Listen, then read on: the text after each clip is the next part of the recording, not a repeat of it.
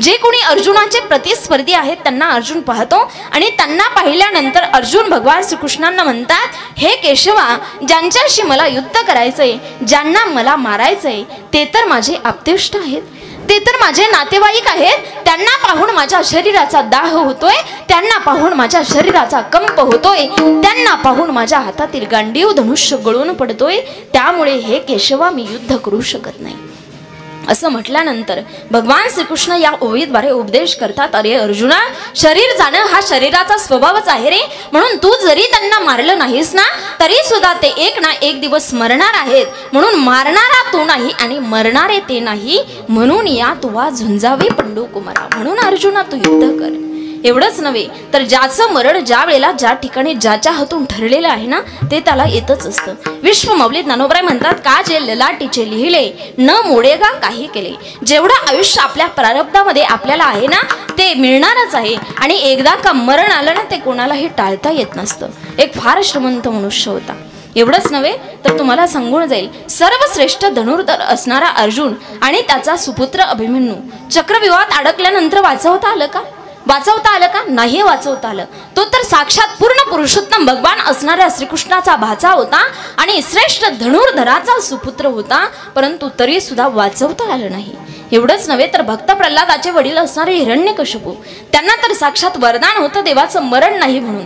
वर नाही मारायचं, खाली नाही मारायचं, आत नाही मारायचं, बाहेर नाही मारायचं, शस्त्राने नाही मारायचं, अस्त्राने नाही मारायचं, माणसाने नाही मारायचं, प्राणीने नाही मारायचं, रात्री नाही मारायचं, दिवसा नाही मारायचं. परंतु तरी सुद्धा मरण हे आलंच ना. आत नाही मारायचं, बाहेर नाही मारायचं, उमऱ्यावरती मारलं, वर नाही मारायचं, खाली नाही मारायचं, मांडीवरती घेऊन मारलं, शस्त्राने नाही मारायचं, अस्त्राने नाही मारायचं, नखाने फाडलं, माणसाने नाही मारायचं, प्राण्याने नाही मारायचं, नृसिंह अवतार धारण करून मारलं, रात्री नाही मारायचं, दिवसा नाही मारायचं, संधी प्रकाशाच्या वेळेला मारलं. परंतु मरण हे आलंच. मरण प्रत्येकाचं अटळ आहे आणि एकदा का हा देह गेला ना तुम्ही देवाकडे कितीही मागा, हा देह तुम्हाला परत कधीच मिळत नसतो, कधीच मिळत नसतो. रामायणामध्ये ज्या वेळेला कैकेयी राजा दशरथाकडे रामाला वनवासाला पाठवण्याची मागणी करतात, त्यावेळेला राजा दशरथ सांगत असतात, माझा पुत्र जर वनवासाला गेला ना तर त्याच्या वियोगाने मी मरण पावल, माझ्या पुत्राला वनवासाला पाठवण्याची मागणी तू करू नको. परंतु तरी सुद्धा कैकेयी मातेने मागणी केली. परिणाम रामाला वनवासाला जावं लागलं. राम वनवासाला गेले आणि पुत्र वियोगाने राजा दशरथ मरण पावले. कैकेयीचं सौभाग्य गेलं. राम वनवासाला गेले, इकडे कैकेयीचं सौभाग्य गेलं. परंतु राम वनवासावरून परत आल्याच्या नंतर रामाला अयोध्याची गादी मिळाली. राम त्या ठिकाणी अयोध्याचे राजे झाले. रामाला अयोध्याची गादी मिळाली, पद मिळालं, प्रतिष्ठा मिळाली, संपत्ती मिळाली. परंतु कैकेयीचं गेलेलं सौभाग्य हे तिला परत कधीच मिळालं नाही. म्हणून एकदा का हा देह गेला ना तुम्ही देवाकडे कितीही मागा, हा देह तुम्हाला परत कधीच मिळणार नाही. म्हणून जोपर्यंत हा देह आहे ना ज्याच्या करता दिलाय त्याच्या करता वापरण्याचा प्रयत्न करा. कबीरदास महाराज फार सुंदर सांगतात कशा करता हा देह दिलाय.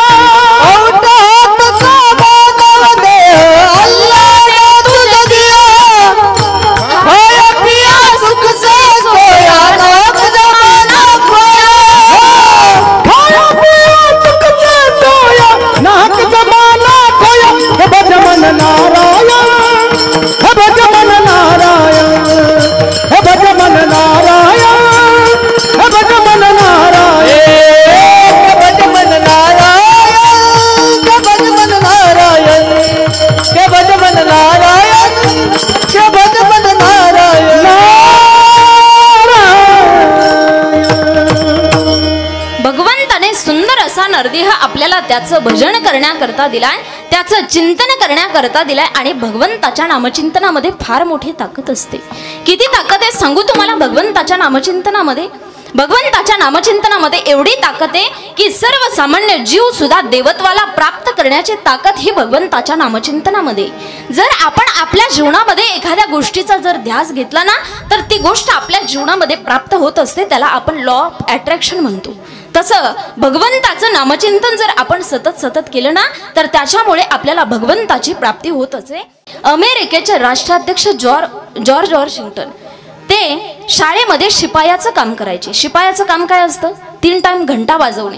3 टाइम घंटा वाजवणे याच्या पलीकडे त्यांना दुसरं काही माहिती नव्हतं. परंतु 3 टाइम घंटा वाजवताना ते फक्त एकच वाक्य म्हणायचे, घन घन घन अमेरिकेचा राष्ट्राध्यक्ष वॉशिंग्टन. घन घन घन अमेरिकेचा राष्ट्राध्यक्ष वॉशिंग्टन म्हटल्यानंतर ते अमेरिकेचे राष्ट्राध्यक्ष झाले. एवढंच नव्हे तर आपल्या भारतामध्ये अशी एक घटना घडली. मोरारजी देसाई मंत्रिमंडळामध्ये असताना त्या ठिकाणी पंडित जवाहरलाल नेहरू मंत्रिमंडळामध्ये होते आणि त्यावेळेला मोरारजी देसाई नावाचे सदस्य नेहमीच एक वाक्य म्हणायचे, मी एक तरी दिवस भारताचा पंतप्रधान होईल, मी एक तरी दिवस भारताचा पंतप्रधान होईल. परिणाम ते एक दिवस भारताचे पंतप्रधान झाले. याच्याही पुढे जाऊन सांगू तुम्हाला माझ्या जीवनातला प्रसंग. ज्या वयामध्ये मला परमार्थ का करायचा, कशा करता करायचा, परमार्थ म्हणजे काय असतो, गाथा म्हणजे काय, ज्ञानेश्वरी म्हणजे काय, भगवद्गीतेचे श्लोक म्हणजे काय, त्या ठिकाणी ज्ञानेश्वरीच्या उव्या म्हणजे काय, गाथेतील अभंग म्हणजे काय, याचं ज्ञान मला ज्या वयामध्ये नव्हतं त्या वयामध्ये वडिलांच्या बोटाला धरून परमार्थ करायचे. आणि परमार्थ करत असताना नेहमी एकच वाक्य म्हणायचे, मला कीर्तनकार व्हायचंय, मला कीर्तनकार व्हायचंय आणि मला कीर्तनकारच व्हायचंय. परिणाम आज नारदाच्या गादीवरती उभी आहे. आता मला सांगा, घन घन घन अमेरिकेचा राष्ट्राध्यक्ष वॉशिंग्टन म्हटल्यानंतर ते अमेरिकेचे राष्ट्राध्यक्ष झाले. मी एक तरी दिवस भारताचा पंतप्रधान होईल म्हटल्यानंतर ते भारताचे पंतप्रधान झाले. मी कीर्तनकार व्हायचे म्हटल्यानंतर मी कीर्तनकार झाले. आता तुम्ही सांगा, राम म्हटल्यानंतर राम होणार नाही का? राम म्हणता रामची होई जे, पदी बैसोनी पदवी घेई जे. राम म्हटल्यानंतर राम आपण होऊ शकतो. फक्त आपल्याला ते भगवंताचं नामचिंतन शुद्ध भावनेनं करणं गरजेचं आहे. भगवंताचं नामचिंतन जर शुद्ध अंतकरणाने केलं ना तर देवाला जिंकता येतं. देवाला जिंकण्याकरता भाव लागतो अंतकरणामध्ये. संसारिक माणसाला बायको जिंकायची असेल तर त्याच्याकरता पैसा लागतो. पुरुष मंडळी, गप्पाने बायको जिंकल्या जात नाही, त्याच्याकरता पैसा लागतो. मी नाही सांगत, शास्त्रकार सांगतात, धनवंत पुरुषाशी स्त्री लवथव करी कैसी आणि कुटका देखोनी सुनी जैसी पुच्छा लवी. संसारिक माणसाला बायको जिंकायची असेल तर त्याच्याकरता पैसा लागतो. समाज जिंकायचा असेल तर कला लागते. शत्रू जिंकायचा असेल तर कपट लागतं आणि देव जिंकायचा असेल तर त्याच्याकरता भावच लागतो. भावाशिवाय देव जिंकता येत नाही. अंतकरणामध्ये भाव लागतो. देवा कारणे भाव तस्मात. देवाला जिंकण्याकरता भाव लागतो. आणि जर भक्ताच्या अंतकरणामध्ये त्या योग्यतेचा भाव असेल ना तर जगाचा मालक त्याला खांद्यावरती घेऊन फिरतो. भावा एकासाठी खांदावा हे आपुल्या. जगाचा मालक त्याला खांद्यावरती घेऊन फिरतो. फक्त भक्त त्या योग्यतेचा असला पाहिजे. मग भक्त कोणाला म्हणायचं? भक्त ऐसे जाणा जे देही उदास, गेले आशा पास निवारोणी गेले आशा पास. त्यांना खऱ्या अर्थाने भक्त म्हणायचं ज्याच्या अंतकरणातल्या सगळ्या आशा संपल्यात, ज्याच्या अंतकरणातल्या सगळ्या आकांक्षा संपल्यात आणि ज्याने फक्त भगवंताला आपल्या हृदयामध्ये विराजमान करून घेतलंय त्याला खऱ्या अर्थाने भक्त म्हणायचं. आपण तर पहिल्याच यादीत संपलो, कारण आपल्याला खिशे आहेत. खिशे ज्यांना ज्यांना खिशे आहेत ना ते भक्ताच्या यादीमध्ये, साधूच्या यादीमध्ये मुळीच येत नाहीत. निळोबाराय साधूचं नंबर 1चं लक्षण सांगतात की त्याला पैसा नाही आवडला पाहिजे. देवाशिवाय त्याला दुसरं काही आवडत जाऊ नये असा जर कोणी असेल तर त्याला खऱ्या अर्थाने भक्त म्हणायचं. तेची संत ज्यांचा भेद विठ्ठले किंवा विषय तो त्यांचा झाला नारायण नावडे जनधन माता पिता. देवाशिवाय त्याला दुसरं काही आवडत जाऊ नये असा जर कोणी असेल तर त्याला भक्त म्हणायचं. आणि या कलियुगामध्ये जर एखादा म्हटला की मला पैसा आवडत नाही, मी फार दानशूर आहे, माझ्या चित्तामध्ये कुठल्याही प्रकारची आस नाही, तर असं होऊ शकत नाही. शास्त्रकार म्हणतात एक मुलगा मोरीत पडला, आणि मोरीत पडल्यानंतर तो मोरीच्या बाहेरच येत नव्हता. मोरीच्या बाहेर येत नव्हता. लोकांनी भरपूर प्रयत्न केले आणि मग त्याला 1 रुपयाचं नाणं दाखवलं. 1 रुपयाचं नाणं दाखवल्याच्या बरोबर तो मोरीतून बाहेर आला. पैसा कशा करता लागतो हे त्या लेकराला माहिती नाही. पैसा म्हणजे काय हे त्याला मुळीच कळत नाही. परंतु तरी सुद्धा बाळ तरी रेघेद्वारी अर्थ दाविता का निर्धारी. 1 रुपयाचं नाणं दाखवल्याच्या बरोबर तो मोरीतून बाहेर येतोय. इतका त्या लेकराला पैसा आवडतोय आणि मग तुम्हाला आम्हाला का आवडू नये? तुमची आमची आशा तर इतकी वाईट आहे, तुमच्या आमच्या आशेचं वर्णनच होऊ शकत नाही. एक हिंदी कवी फार सुंदर वर्णन करतो आपल्या आशेचं. लक्षपूर्वक ऐका. चाह पैसों से आणो में आने लगी, चाह आणो से रुपया बनाने लगी. चाह रुपया से नोटे छपाते चली, चाह नोटे से कोटी चुनाती रही. चाह कोटी से मोटर बुलाते रही, चाह मोटर ने होटल ले जाते रही. चाह होटल के बोतल बुलाते रही, चाह बोतल ने हॉस्पिटल ले जाते रही. लक्षपूर्वक ऐका. तो हिंदी कवी म्हणतो, चाह पैशापासून आण्यापर्यंत येते, आण्यापासून रुपयापर्यंत जाते. रुपयाचं रूपांतर नोटीमध्ये होतं, नोटीचं रूपांतर कोटीमध्ये होतं आणि कोटी रुपयाची गाडी ज्या वेळेला घरापर्यंत येते ना, ती गाडी आपल्याला हॉटेलपर्यंत घेऊन जाते आणि हॉटेलमध्ये ज्या वेळेला बाटली हातामध्ये येते ना, ती बाटली आपल्याला हॉस्पिटलपर्यंत घेऊन जाते आणि हॉस्पिटलपासूनचा आपला प्रवास ज्या वेळेला स्मशानापर्यंत होतो ना, त्या दिवशी आपल्या जीवनातली आशा संपत असते. तोपर्यंत जीवनातली आशा संपत नाही. सर्व सुखाची या आशा जन्म गेला, तोपर्यंत जीवनातली आशा संपत नाही. आणि म्हणून जगद्गुरु तुकोबराय सांगतात की शुद्ध भावनेनं, शुद्ध अंतकरणानं, चित्तामध्ये कुठल्याही प्रकारची आस अपेक्षा आकांक्षा न ठेवता त्या भगवंताचं जर नामचिंतन केलं ना, तर त्याच्याकरता भगवंत काहीही करायला तयार असतो. भगवंत कितीही खालच्या पात्रतेचं, कितीही खालच्या दर्जाचं काम करत असतो.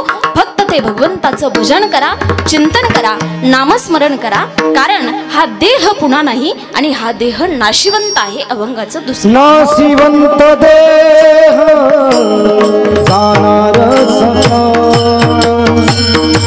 नाशिवंत देह जाणार सखा, नाशिवंत देह जाणार सकळ, नाशिवंत देह जाणार सकळ.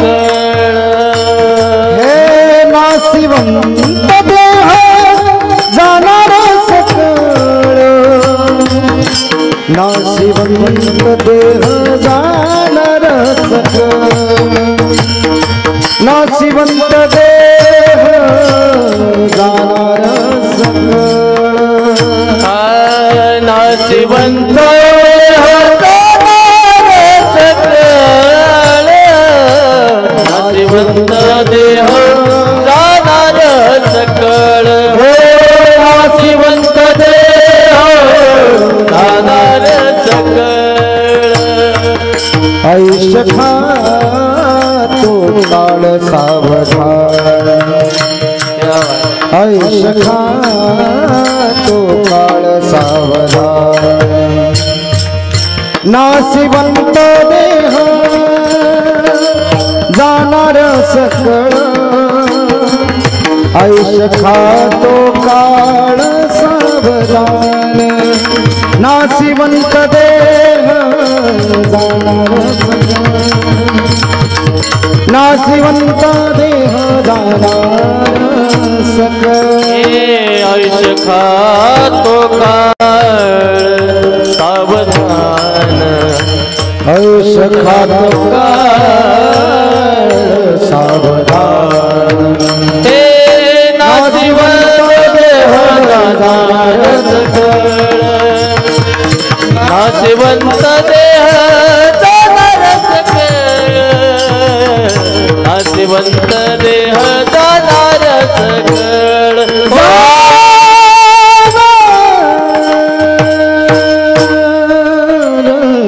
सकळ. जगद्गुरु तुकोबराय म्हणतात, हा देह नाशिवंत आहे, नश्वर आहे, नासका आहे. आणि म्हणून या मनुष्यरूपी देहाला आल्यानंतर परमार्थाची तातडी जीवनामध्ये करा. तातडी करणं गरजेचं आहे. आणि परमार्थ का करायचा तुम्हाला एक दृष्टांत सांगून जाते, लक्षपूर्वक ऐका. परमार्थ का करायचा जीवनामध्ये त्याचं एक उदाहरण तुम्हाला सांगून जाते, लक्षपूर्वक ऐका. अतिशय गमतीशीर दृष्टांत आहे. एका मुलीचा विवाह झाला, नवरदेव मुलगी पाहायला गेला, मुलगी पसंत झाली. गुणवान नवरदेव होता तो, कलियुगातल्या नवरदेवांसारखा नव्हता बरं का. काही नवरदेव 100 मुली पाहतात, परंतु तरी सुद्धा मुलगी पसंत पडत नाही. माझे पतिदेव मला पाहायला आले, त्यावेळेला 50 मुली पाहून आले होते आणि मी 51वी होते. आणि मला पाहून गेल्यानंतर आमच्या घरच्यांना फोन केला आणि आमच्या घरच्यांना म्हटले की तुमचा रिप्लाय काय आहे ते लवकर सांगा, नाहीतर आम्हाला दुसरं स्थळ पाहायला जायचंय. म्हणजे त्यांना 52वी पाहायला जायचं होतं. तसे ते गुणवान आहेत, म्हणूनच मी आज या नारदाच्या गादीवरती उभी आहे. ते जर गुणवान नसते तर मी आज महाराष्ट्रभर कीर्तन करत नसते, आज या नारदाच्या गादीवरती उभी नसते. तसा तो नवरदेव गुणवान होता. मुलगी पसंत झाली, विवाह संपन्न झाला. आणि विवाह संपन्न झाल्यानंतर त्या दिवशी संध्याकाळची वरात झाली. दुसऱ्या दिवशी सकाळी 10-12 वाजेपर्यंत सत्यनारायणाची महापूजा झाली. सत्यनारायणाची महापूजा संपल्यानंतर 1-2 वाजेपर्यंत माणसं जेवले आणि 1-2 वाजेपर्यंत माणसं जेवल्यानंतर 4 वाजायच्या टायमिंगला त्या नव्या नवरीने साडीचा पदर कमरेला खवला. ही भारतीय संस्कृती आहे बरं का माता माऊल्यांनो. लग्नाच्या आधी आईने मुलीला सर्व कामं शिकवायचे, लग्न झाल्यानंतर ते सासरी करून दाखवायचे आणि एखादं काम नाही आलं की सासूने म्हणायचं हेच तुझ्या आईने शिकवलं का तुला. असं म्हणणाऱ्या सासूंनो, आपली ही मुलगी कोणाच्या तरी घरी संसार करत असते. त्या मुलीने पदर कमरेला खोला, सगळं घर झाडलं, मागचं घर झाडलं, पुढचं घर झाडलं, घरातला सगळा कचरा एका टोपलीमध्ये भरला आणि 4 वाजायच्या टायमिंगला गावाच्या बाहेर कचरा टाकण्याकरता निघाली. आता गावाच्या बाहेर कचरा टाकण्याकरता जात असताना घरात छोटीशी नणंद होती. नणंद म्हटली, वहिनी मी येऊ का तुमच्या बरोबर. आता मी येऊ का म्हटल्यानंतर त्या नंदेला एका डोळ्याने दिसत नव्हतं. एक डोळा हेकणा की दरबी देखणा, पाहायची भिताडाकडे चालायची, तिसरीकडे जिलेबीकडे पाहायची, लाडू मागायची, अशी ती होती. पण ती नणंद होती ना, तिला आवं घालायला लागायचं. वहिनी म्हटला चला ना म्हटल्यानंतर वहिनीच्या साडीचा पदर धरला आणि गावाच्या बाहेर 4 वाजायच्या टायमिंगला कचरा टाकण्याकरता निघाल्या. आता 4 वाजायच्या टायमिंगला गावाच्या बाहेर कचरा टाकायला गेलेल्या असताना रस्त्याच्या अलीकडच्या बाजूला कचरा टाकत होत्या आणि रस्त्याच्या पलीकडच्या बाजूने दिंडी गावातून चालली होती.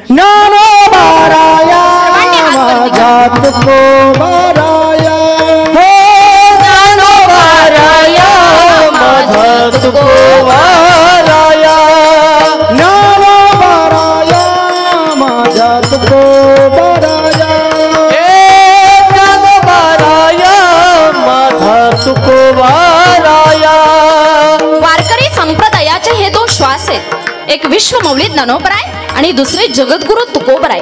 हे 2 श्वास आहेत. एक वारकरी संप्रदायाचा पाया आहे तर दुसरा वारकरी संप्रदायाचा कळस आहे. म्हणून ज्याला ज्याला भगवंताने 2 हात दिलेत, ज्याला ज्याला वाणी दिली, ज्याला 2 हात दिले त्या प्रत्येकाने हात वरती करा. वारीत भजन होतं तसं भजन झालं पाहिजे. दिंडी गावातून चालली होती ना, मग दिंडीमध्ये भजन कसं होत असतं. सर्वांनी हात उंच करा. सर्वांचे हात दिसत आहेत मला मागे बसलेले. ज्ञानोबाराया माझा तुकोबाराया, हो बाराया माझा तुकोबाराया, ज्ञानोबाराया माझा तुकोबाराया,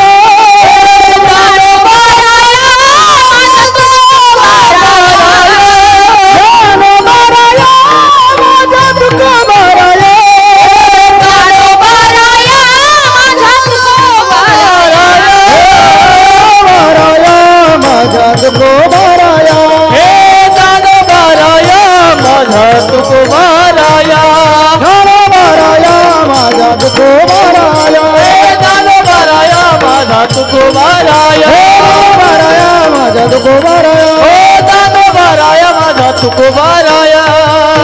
चल ग सखे पंढरीला जय हरी विठ्ठल, सखे चल ग सखे पंढरीला जय हरी विठ्ठल, चल ग सखे पंढरीला चल ग सखे पंढरीला. तुझ्या निजरात जिथे भाव तिथे देव, चल वंदन करूया प्रभूच्या मूर्तीला, चल ग सखे पंढरीला, हा चल ग सखे पंढरीला, हे चल ग सखे पंढरीला, चल ग सखे पंढरीला. कुंडली कबरदारी विठ्ठल श्री ज्ञानदेव तुकाराम पंढरीनाथ भगवान की जय. सुंदर असं भजन दिंडीमध्ये चाललं होतं. रस्त्याच्या अलीकडच्या बाजूला कचरा टाकत होत्या आणि रस्त्याच्या पलीकडच्या बाजूने दिंडी गावातून चालली होती. टाळ आणि पखवाजांचा आवाज कानावरती पडला आणि टाळ आणि पखवाजांचा आवाज कानावरती पडल्याबरोबर त्या नव्या नवरीने टोपली सहित कचरा उकिरड्यावरती फेकला आणि दिंडीमध्ये मिसळली. आता ज्या डोळ्याने त्या नंदीला दिसत नव्हतं ना, त्या बाजूने दिंडीमध्ये गेली. त्या नंदीला असं वाटलं वहिनी घरीच गेलात. घरी गेली आणि आईने विचारलं सुनबाई कुठे आहे, सुनबाई कुठे म्हटल्यानंतर ती म्हटली घरीच आल्यात ना. घरीच आल्यात म्हटल्यानंतर शोधाशोध चालू झाली. मागच्या घरात बघतायत, पुढच्या घरात बघतायत, सगळीकडे पाहिलं परंतु सुनबाई काही सापडत नाही. थोड्या वेळानंतर सासरा बाहेरून आला आणि सासराने विचारलं सुनबाई कुठे. 2 तास झाले सुनबाई सापडत नाही. थोड्या वेळानंतर नवरा बाहेरून आला आणि नवऱ्याने विचारलं आई ती कुठे म्हटल्यानंतर आईनं सांगितलं 4 तास झाले तुझी बायको सापडत नाही. 4 तास झाले बायको सापडत नाही म्हटल्यावर नवऱ्याला तर घामच आला, कारण बायको जाणं ही काही सोपी गोष्ट नाही आणि त्यातली त्यात कलियुगामध्ये जाणं तर फारच अवघड गोष्ट आहे. नवऱ्याला तर घामच आला. थोड्या वेळानंतर आज सासरा 6 वाजायच्या टायमिंगला हरिपाठ करून आला आणि आज सासराने बाहेरून आवाज दिला, सखूबाई. सखूबाई तिचं नाव होतं. मागच्या घरातून सखूबाई बाहेर आली. आता ती खरी सखू नव्हती. पंढरपुरातल्या विठुरायानं विटेवरून खाली उडी टाकली आणि त्या ठिकाणी सखूबाईच्या जागेवरती काम करण्याकरता आला. सासऱ्याने सांगितलं, चहा करणं सुनबाई. चहा करणं म्हटल्यानंतर सखूबाईच्या जागेवरती घरात गेले भगवान पंढरीश पांडुरंग. सखूबाईच्या जागेवरती चहा केला, सडा सारवण रांगोळी धुणं भांडी सगळी कामं केली. आणि एक काम सांगू, कवन एक दिनी वासना उद्भवली पतीची ये मनी, हस्ते कवळोनी कामिनी शेजे पहुडविली. पतीच्या अंतकरणामध्ये वासना उत्पन्न झाली आणि सखूबाईच्या जागेवरती भगवान पंढरीश पांडुरंगानं काम पूर्ण केलं. 1.5 महिन्यानंतर वारीतून आल्याच्या नंतर 1 महिन्याचा गर्भ सखूबाईच्या पोटामध्ये होता. 1 महिन्याचा गर्भ पोटामध्ये समजल्यानंतर देवघरामध्ये गेली, देवाची देवपूजा केली आणि देवघरातली विठ्ठलाची मूर्ती हातावरती घेतली आणि त्या मूर्तीला प्रश्न विचारू लागली. आतापर्यंत ज्याच्याशी लग्न झालंय त्याच्याशी संग नाही. मूर्तीला विचारते, आतापर्यंत ज्याच्याशी लग्न झालंय त्याच्याशी संग नाही आणि दिंडीमध्ये गेल्यानंतर जे कोणी वयाने मोठे होते त्यांना माझे पिता मानत होते, जे कोणी वयाने लहान होते त्यांना माझे भाऊ मानत होते, मग हा 1 महिन्याचा गर्भ कोणाचा? त्यावेळेला ती विठ्ठलाची मूर्ती बोलू लागली, अगं सखे किती मूर्ख आहेस तू. ती मूर्ती म्हणते, अगं सखे किती मूर्ख आहेस तू. ज्या दिवशी तुझं लग्न झालंय त्याच्या दुसऱ्या दिवशी तू जर दिंडीमध्ये गेली, हे तुझ्या घरच्यांना समजलं असतं ना तर तुझा संसार उद्ध्वस्त झाला असता. एका निष्ठावंत वारकऱ्याची घरची तू मुलगी आहेस आणि तुझा संसार उद्ध्वस्त होऊ नये याच्या करता तुझ्या जागेवरती संसार केला आणि गर्भ तुझ्या हृदयामध्ये. ऐकल्यानंतर सखूबाईच्या डोळ्यामध्ये पाणी आलं आणि याचं मूर्तिमंत प्रकरण पटवून देताना जगद्गुरु तुकोबराय म्हणतात, साधा वया भक्ती काज नाही लाज धरत. भक्ताचं काम करण्याकरता भगवंत कधीही लाजत नाही. फक्त भक्त त्या योग्यतेचा असला पाहिजे. भक्ताने शुद्ध अंतकरणाने भगवंताचं भजन केलं पाहिजे. म्हणून जगद्गुरु तुकोबराय सांगतात की जीवनामध्ये परमार्थाची तातडी करा. परमार्थ केल्यानंतर भगवंत आपल्याकरता काहीही करत असतो. थोडक्यात तुम्हाला सांगून जाईल, आपल्या संस्कृतीने आपल्याला जे 3 प्रकारचे धर्म सांगितले ना, त्याच्यामध्ये देवाचा धर्म सांगितला, संतांचा धर्म सांगितला आणि माणसाचा धर्म सांगितला.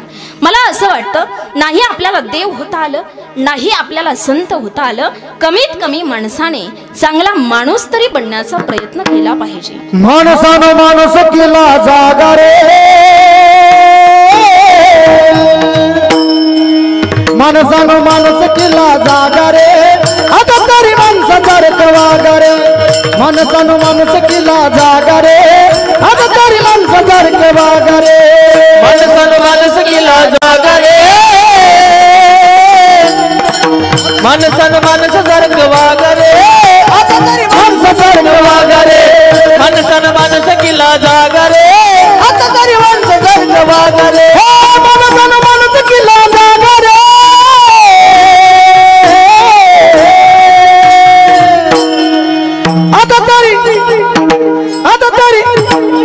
आता तरी माणसासारखं वागा रे.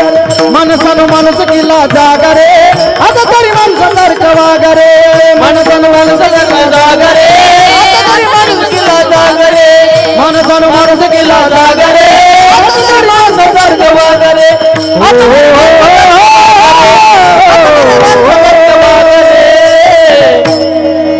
जीवनामध्ये आल्यानंतर खऱ्या अर्थाने माणसाचा धर्म निभावण्याचा प्रयत्न करा.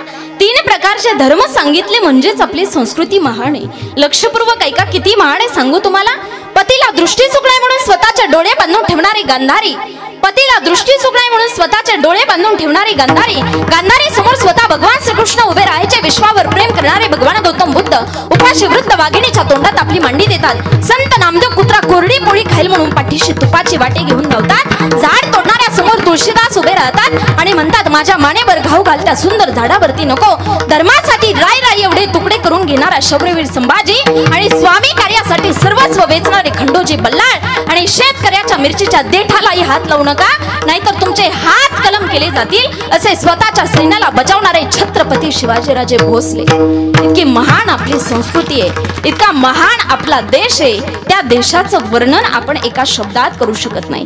एक बार गलती करे उसे इंसान कहते हैं, एक बार गलती करे उसे इंसान कहते हैं, दो बार गलती करे उसे हैवान कहते हैं, तीन बार गलती करे उसे शैतान कहते हैं, बार बार गलती करे उसे पाकिस्तान कहते हैं, और पाकिस्तान की हर गलती को माफ करे उसे हमारा देश हिंदुस्तान कहते हैं. हिंदुस्तान कहते हैं. इतका भारत देश आपला महान आहे आणि मला असं वाटतं त्या भारत देशाकरता आपला काहीतरी त्याग, आपलं काहीतरी समर्पण असलं पाहिजे. सांगू तुम्हाला, एका मावळ्याचा त्याग जीवनामधला जर आठवलं ना तर डोळ्यामध्ये पाणी येतं. काय त्याग होता तानाजी मालुसरेच्या जीवनामधला. तानाजी मालुसरेंचा दृष्टांत सांगून जाते लक्षपूर्वक ऐका. जिजाऊ मासाहेबांना राजांनी शब्द दिला होता, येत्या अष्टमीला कोंढाण्यावरती भगवा फडकेल, येत्या अष्टमीला कोंढाण्यावरती भगवा फडकेल शब्द दिला होता. आणि तितक्यात तानाजी मालुसरे, सूर्याजी आणि शेलार मामा येत आहेत. कशा करता येत आहेत माहिती नव्हतं. मासाहेबांनी विचारलं कशा करता येत आहेत. त्या ठिकाणी राजांनी विचारलं, तितक्यात ते सदरेवरती येऊन पोहोचले आणि तानाजी मालुसरेंना राजाने विचारलं, ताना काय काम काढलं, कशा करता आलात, काय काम काढलं. म्हटल्यानंतर तानाजी मालुसरेंनी सांगायला सुरुवात केली, माझ्या लेकराचं रायबाचं लग्न काढलंय, माझ्या लेकराचं रायबाचं लग्न काढलंय राज, आणि माझ्या लेकराच्या रायबाच्या लग्नाला तुम्हाला यावं लागल राज. असं म्हटल्यानंतर राजे सांगतायत, राजे विचारतायत, ताना रायबाचं लग्न तरी कधी काढलंय, कधी आहे रायबाचं लग्न हे तरी सांग. अरे तुझं लेकरून माझं लेकरू काही वेगळं आहे का, येणार की ताना रायबाच्या लग्नाला येणार की, सांग तरी कधी लग्न आहे. त्यावेळेला तानाजी मालुसरेंनी सांगितलं, राजे येत्या अष्टमीला रायबाचं लग्न आहे आणि लग्नाच्या आधीच तुम्हाला लग्नाला यावं लागेल. अष्टमीला लग्न आहे म्हटल्यानंतर राजे थोडेसे मागे सरकले, थोडेसे धवकले आणि त्या ठिकाणी सांगितलं, येताना नाही र जमायचं लग्नाला यायला, का नाही जमायचं राज, आत्ताच म्हणालात की तुझं लेकरून माझं लेकरू काही वेगळं आहे का, असं कसं बोलता तुम्ही, आत्ताच सांगितलं की तुझं लेकरून माझं लेकरू काही वेगळं आहे का नाही जमायचं राज, तुम्हाला माझ्या रायबाच्या लग्नाला यावं लागेल राज, तुमच्याशिवाय माझ्या रायबाचं लग्न होणार नाही राज. असं म्हटल्यानंतर राजे सांगतायत, ताना खूप महत्वाचं काम आहे रे त्या दिवशी, मला खूप महत्वाच्या मोहिमेवरती जायचंय, मासाहेबांना पाठवून देईन, हट्ट करू नको. इतकं काय महत्वाचं काम आहे राज, माझ्या रायबाच्या लग्नापेक्षाही महत्वाचं काम आहे का राज, काय काम आहे सांगा तरी राज. येताना अरे येत्या अष्टमीला कोंढाण्यावरती भगवा फडकवणार, जिजाऊ मासाहेबांना शब्द दिलाय आणि हा स्वराज्याच्या छत्रपतींनी दिलेला शब्द आहे, मासाहेबांना दिलेला शब्द मोडता येणार नाही, मला मोहिमेवरती जावं लागेल, ताना हट्ट करू नको. मी हे शिवचरित्र तुम्हाला का सांगते, या शिवचरित्रातून शिकता येतं भावाभावांचं प्रेम कसं असावं, पती पत्नीचं प्रेम कसं असावं, बहीण भावाचं प्रेम कसं असावं, कारण आपली संस्कृती आपल्याला एकामेकावरती प्रेम करून जीवन समर्पित करायला सांगते ना. त्या ठिकाणी राजांनी सांगितलं की लग्नाला नाही जमणार यायला, त्या ठिकाणी सांगितलं लग्नाला जमणार नाही यायला, तानाजी सांगतोय तुम्हाला लग्नाला यावं लागल. ओ राज इतकी काय महत्वाची मोहीम आहे, मोहीम सांगितल्यानंतर तानाजी म्हणतोय, ओ राज हा ताना जिवंत असताना तुम्हाला इतकी जबाबदारीची मोहीम तुमच्या खांद्यावर घेण्याची काय गरज आहे. ओ राजा ऐका ना, असं नाही का जमायचं, मी जातो कोंढाण्याच्या मोहिमेवरती आणि तुम्ही जाणार रायबाच्या लग्नाला. असं म्हटल्यानंतर राजे सांगतायत, अरे तू बाप आहे, असा कोणता बाप म्हणेल का, स्वराज्यावरती तितकं प्रेम होतं, तू बाप आहे आणि तुझ्या लेकराचं लग्न आहे, मंडप सजलाय, हळद लागली, तू रायबाच्या लग्नाची तयारी कर, मी जातो मोहिमेवरती. नाही जमायचं राज, द्या की इडा राज, द्या की इडा राज. त्या ठिकाणी तानाजी इडा मागत होता आणि राजे सांगतायत, अरे गड कोणी राखलाय ताना माहितीये का तुला, गड कोणी राखलाय माहिती का, अरे उदय भान, त्या उदय भानानं गड राखलाय, 7.5 फूट उंचीचा तो उदय भान आहे, एका वारात छाताड सोडतो, एका वारात 10 जण मारतो, एका वारात हात तोडतो, अरे तो उदय भान त्यानं गड राखलाय. त्यावेळेला ताना अधिकाराने बोलायला लागला, ओ राज काय म्हणाला जी, उदय भानानं गड राखलाय, अहो असल तो 7.5 फूट उंचीचा उदय भान, एका वारात छाताड सोलत असल, एका वारात ढाल तोडत असल, एका वारात हात तोडत असल, एका वारात 10 जण मारत असल, पण ऐका ना राज, हा ताना बी या महाराष्ट्राच्या मातीचा आहे आणि शिवछत्रपतींचा आहे राज, द्या की इडा राज, द्या की इडा मागत होता ताना. ऐकत नव्हते राजे, अरे तुझ्या रायबाचं लग्न आहे, ऐकत नव्हते राजे. आता मात्र ताना गुडघ्यावरती बसला, लक्षपूर्वक ऐका, आता मात्र ताना गुडघ्यावरती बसला आणि गुडघ्यावरती बसल्यानंतर आवाज कमी ठेवा त्याचा, गुडघ्यावरती बसला. प्रसंग डोळ्यासमोर आणा माई बाप. गुडघ्यावरती बसला आणि राजांच्या समोर दोन्ही हात जोडले. दोन्ही हात जोडून राजांना म्हणत होता, राजे आयुष्यभर या दोन हातांनी स्वराज्याची सेवा केली राज. आयुष्यभर या दोन हातांनी स्वराज्याची सेवा केली राज. पण कधीच तुमच्याकडे काही मागितलं नाही राज. आज हा ताना मागणारे राज देणार का या तानासाठी? ए ताना, अरे हा राजा तुझ्या करता त्याच्या देहातला प्राण सुद्धा द्यायला तयार आहे. माग म्हटले तुला काय पाहिजे? माझ्या करता तुमच्या देहातला प्राण देणार काजी? माझ्या करता तुमच्या देहातला प्राण देणार राज?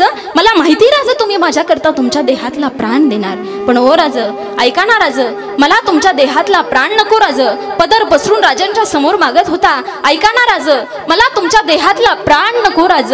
तुम्ही माझ्या करता देहातला प्राण देणार हे माहिती राज. फक्त एवढी कोंडाण्याची मोहीम या तानाच्या पदरी घाला. द्या की एडा राज, द्या की एडा. एडा दिला. राजांनी आता दोन्ही बाहूला धरून उठवलं. त्या ठिकाणी तानाला उठवलं आणि इडा दिला. इडा दिल्यानंतर जा म्हटले यशस्वी भव. निघाला ताना मोहिमेवर जाण्याकरता. दारापर्यंत गेला आणि दारापर्यंत गेल्यानंतर काहीतरी आठवलं. परत माघारी आला आणि परत माघारी आला. राजांना म्हणतो, एक गोष्ट राहिली की राज, एक गोष्ट मागायची राहिली की. ए येड्या, आता काय मागायचं राहिलं? अरे मृत्यू मागितलास की. मृत्यूच्या दारात चालाय. तानाच्या डोळ्यामध्ये पाणी होतं. पाणी कशा करता? राजांनी विचारलं, डोळ्यात पाणी कशा करता? ओ राज, मृत्यूच्या दारात चालूय त्याच्याकरता डोळ्यामध्ये पाणी नाही. उदयभान तो खूप जबरदस्त हे तुम्ही सांगितलं ना मला, म्हणून डोळ्यामध्ये पाणी नाही. मोहिमेवरती गेल्यानंतर माघारी येईल का नाही हे माहिती नाही, त्याच्याकरता सुद्धा डोळ्यात पाणी नाही. पण ऐका ना राज, तो उदयभान जबरदस्त हे तुम्ही नाही का सांगितलं?